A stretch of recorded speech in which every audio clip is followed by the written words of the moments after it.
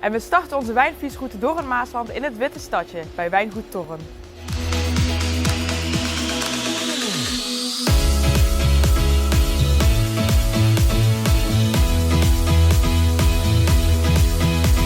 Hoe lang bestaat Wijngoed Torren al? Eigenlijk dit jaar, wat de eerste aanplant betreft, 20 jaar. 20 jaar toch al? Alweer, ja. En Maar de eerste wijn kwam in 2004, dus dan duurt het nog even. Maar de eerste stok hebben we inderdaad in 2001 aangeplant.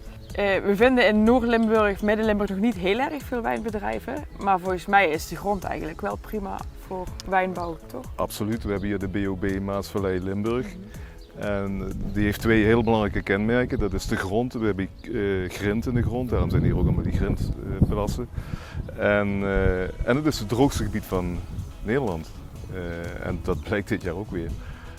En dat is erg gunstig voor wijnbouw, want druiven houden niet van veel vocht boven de grond. Die halen het zichzelf het water uit de grond. Zeker omdat die grind in de grond zit, hebben ze altijd een goede waterhuishouding. Maar boven de grond hebben druiven het graag droog en dat is hier het geval. Wat doet dat met de ontwikkeling en de smaak van de druif? Want die grind heeft natuurlijk een bepaalde invloed. Ja, dat geeft veel mineraliteit en die droogte maakt dat druiven, met name ook rode wijnsoorten, dat die moeten vechten eigenlijk voor hun bestaan. En dat geeft toch altijd betere wijnen, complexere wijnen. Heeft u bewust gekozen voor de klassieke rassen? Ja, heel bewust. Ja. We vinden dat hele mooie wijnrassen, dus met name met de nadruk op wijn. Die hebben hun kwaliteit bewezen in andere wijngebieden en geven hier weer een extra dimensie eigenlijk aan die rassen. Ja. En die wijnen die hier gemaakt worden, die zijn te koop in het centrum van Torren, toch? Ja, we hebben de wijnmakerij ligt in het centrum van Torren. Daar hebben we ook een wijnwinkel, een wijnproeverij. En ja, dat is heel populair, dat is ook heel erg gegroeid zeg maar, de laatste jaren. En ja, dat is wel een leuk uitje, absoluut. Ja.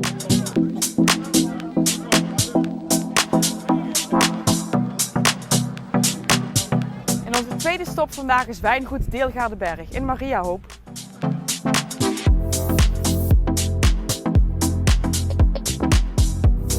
Nou, we hebben de eerste 6 rijen, ja, die staan er dus nou niet meer.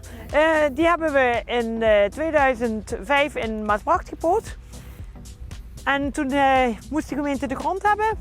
Die hebben we dus uitgestoken en echte mansgaten.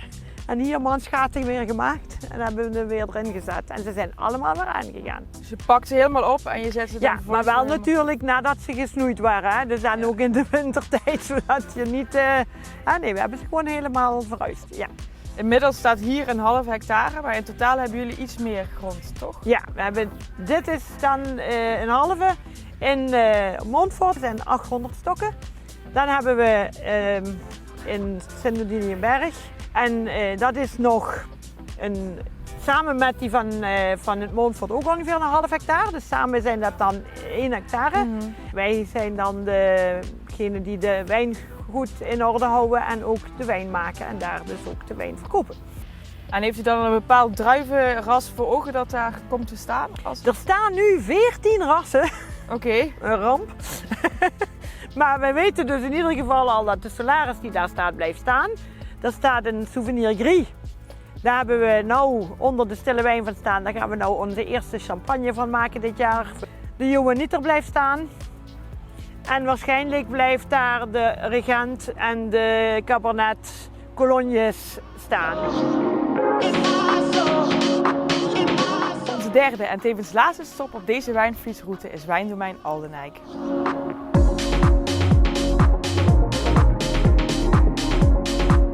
Karel, we staan hier bij de Maas, een van uw wijngaarden. Een bijzondere locatie, want de Maas is een belangrijk onderdeel van uw bedrijf, toch? Absoluut, zonder de Maas had ik geen bestaansreden als wijnbouwer, zeg maar. Dus nee, de Maas is de rode draad, is ook de levensader in de beide Limburgen. Nee, wij vinden dat, hier hebben we een hectare Chardonnay geplant, echt op de oever van de Maas. En hier is de kiezel nooit uitgehaald, dus die kiezel afgezet door de Maas. Dat is het belangrijkste, want dat geeft eigenlijk een beetje de smaak aan deze wijn. Dat bijzondere terroir, dat heeft u niet alleen, u deelt dat met een collega in Nederland. Ja, klopt. U heeft dan ook bent onderdeel van een van de enige grensoverschrijdende BOB's ter wereld. Ter wereld, ja, on the planet. Ja. Wat betekent dat precies, een BOB? Het is eigenlijk een herkomstgebied, een beschermd herkomstgebied. Het is eigenlijk een kwaliteitslabel, zo kan je het een beetje benoemen. En samen met Harry Vorselen van Wijngoed Thorn zijn we jaren bezig geweest om echt dat gebiedje van, laten we zeggen, net boven Maastricht bij Lanaken tot Roermond, aan twee kanten van de Maas, want een terroirgrens eindigt niet aan een landsgrens. Dat was ook het idee achter het hele verhaal van de BOB. Dus we hebben daar jaren voor zitten ijveren en Europa is helemaal meegegaan. En nu zijn we inderdaad het eerste grensoverschrijdende kwaliteitsgebied van wijnbouw in de hele wereld ook nog. En die kwaliteit kunnen de mensen tegenwoordig ook bij jullie op locatie zelf komen proeven? Ja, inderdaad. Heel veel mensen komen een weekendje met de fiets naar de Maasvallei afgezakt. En dit is trouwens hier route 25.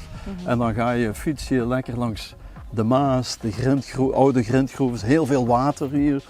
De Chardonnay uiteraard. Een beetje verder staan de Pinot Gris en de Pinot Noirs. Iedereen kijkt natuurlijk naar die mooie Maas. Maar je zou eigenlijk naar de andere kant moeten kijken. Maar het is gewoon een heel leuk gebied om hier wijn te mogen maken. Ik vind het nog altijd een voorrecht. Dat was hem weer. Bedankt voor het kijken en geniet ervan.